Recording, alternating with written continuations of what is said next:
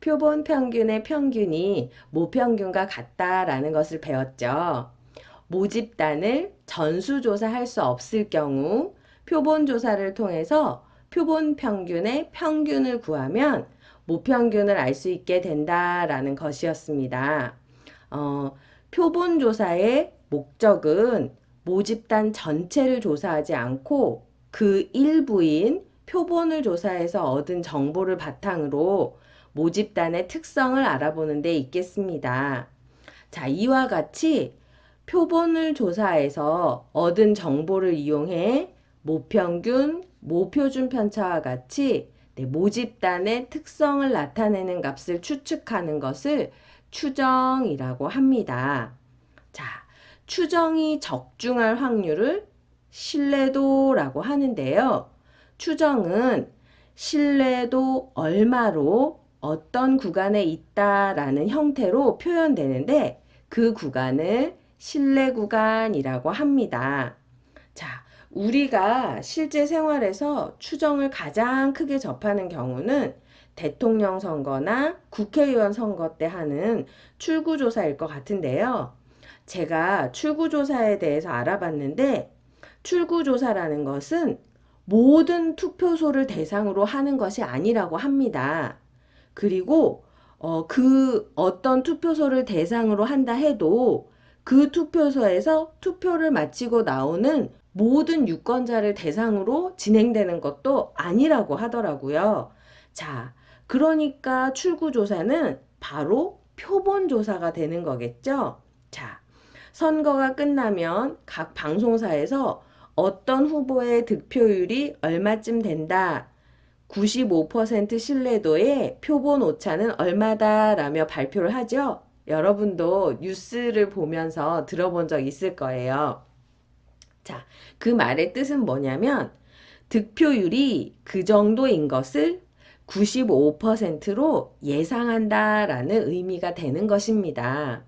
자, 정규 분포 N, M, 시그마의 제곱을 따르는 모집단에서 이미 추출한 크기가 n인 표본의 표본 평균 x바의 값이 요렇게 될 때, 기호로 요렇게 나타낼 때 신뢰도에 따른 모평균 m에 대한 신뢰 구간은 신뢰도가 95%일 때 신뢰 구간은 요렇게 구하고 신뢰도가 99%인 신뢰 구간은 요렇게 구합니다.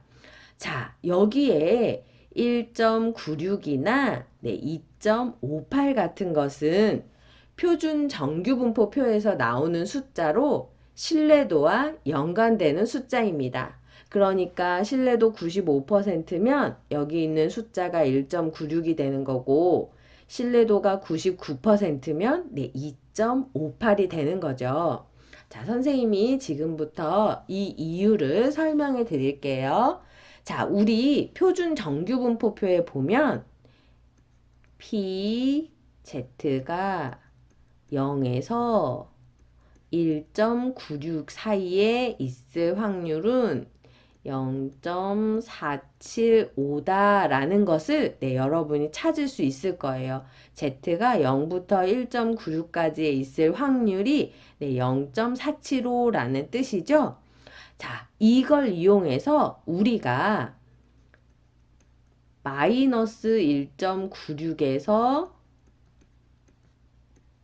1.96 Z가 마이너스 1.96에서 1.96 사이에 있을 확률은 요거의 2배 되는 거 이해되시죠? 그래서 이거는 0.95라는 것을 알 수 있는데요. Z가 마이너스 1.96에서 1.96 사이에 있을 확률이 95%다라는 의미가 있겠습니다. 신뢰도 95%가 뜻하는 것은 무언지 한번 자세히 알아봅시다. 자, 표본 평균 X바는 확률 변수예요. 그러니까 추출되는 표본에 따라 그 표본 평균이 달라지는 거죠. 그죠? 자, 표본 평균이 요 X1일 때, X1 바일 때 신뢰 구간은 여기서부터 여기까지라고 추정할 수 있습니다. 왜냐하면 실내 구간 구할 때 여기 표본 평균이 들어가기 때문에 표본 평균이 달라지면 실내 구간도 달라지는 거예요.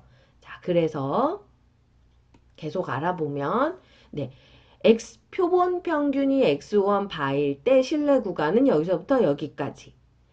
표본 평균이 x2 바일 때는 실내 구간이 여기서부터 여기까지. 이때일 때는 여기서부터 여기, 이때일 때는 여기서부터 여기. 네, 이렇게 추출되는 표본에 따라서 네, 실내 구간이 달라지는 거죠. 자, 그러니까 모평균 m이 여기 있다고 했을 때 네, 구한 실내 구간에 따라서 무려 모평균을 포함하지 않은 실내 구간도 있을 수 있게 되는 겁니다. 자, 모평균 m에 대한 신뢰도 95%의 신뢰 구간이라는 말은 네, 표본에 따라 달라지는 신뢰 구간 중에서 95%의 모평균이 속한다. 구한 신뢰 구간 중에서 약 95%가 모평균을 포함할 것이다 라고 기대된다는 뜻입니다. 그래서 어떤 표본 평균에 대해서는 모평균이 그 구간 안에 있지 않을 수도 있다는 거예요.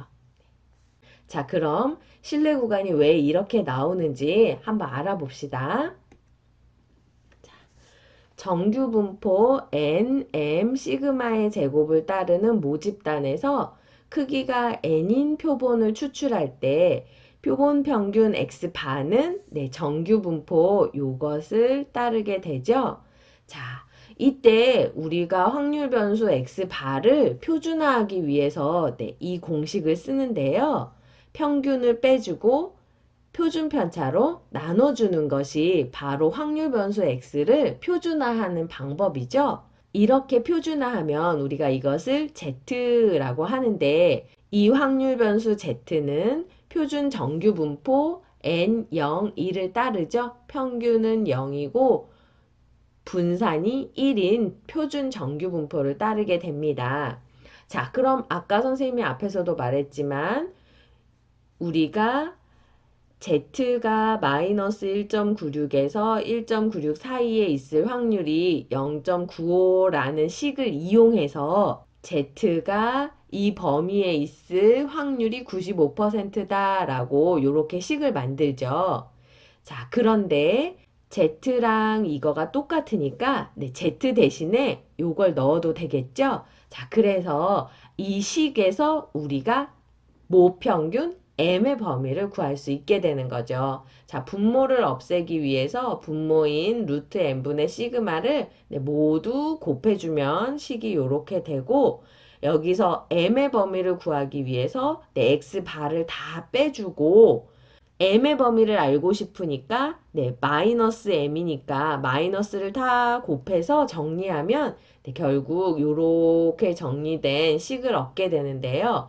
네, m이 이 구간 안에 있을 확률이 95%다라는 뜻이죠. 그래서 신뢰도 95%의 신뢰 구간은 네, 이렇게 되는 것입니다. 자, 같은 원리로 신뢰도 99%의 신뢰 구간도 이렇게 유도할 수 있겠습니다. 그래서 유도하면 이렇게 나오게 되는 거예요.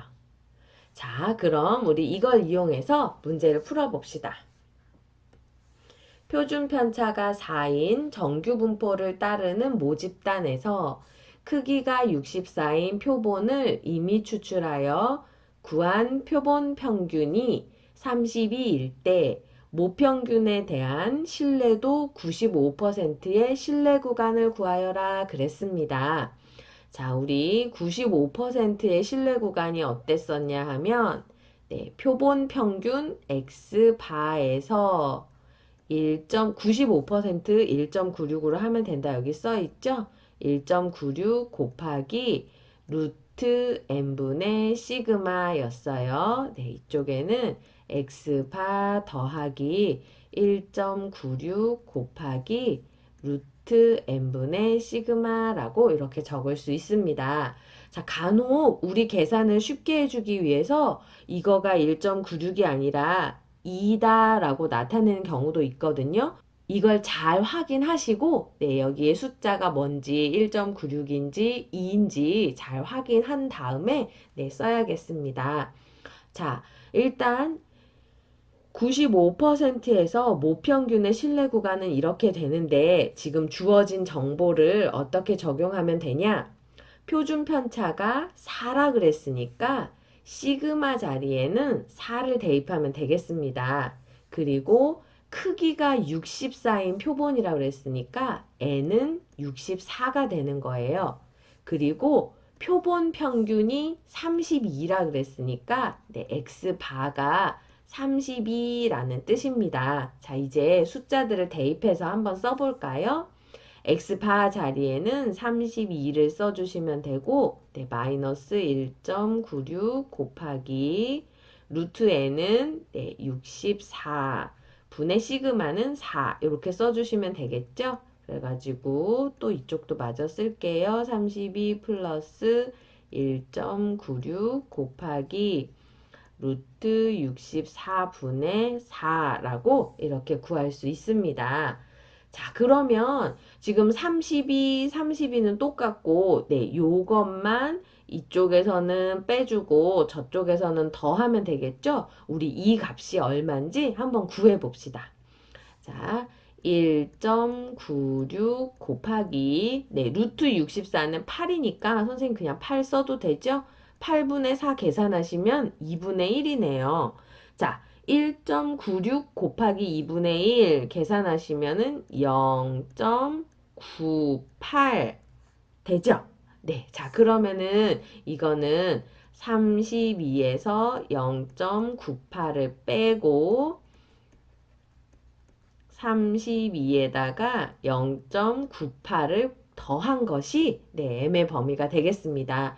32에서 0.98 빼면 31.02고 네, 32에다 0.98 더하면 32.98이라고 모평균 m의 신뢰 구간, 신뢰도 95%의 신뢰 구간은 네, 이렇게 된다는 것을 구할 수 있습니다.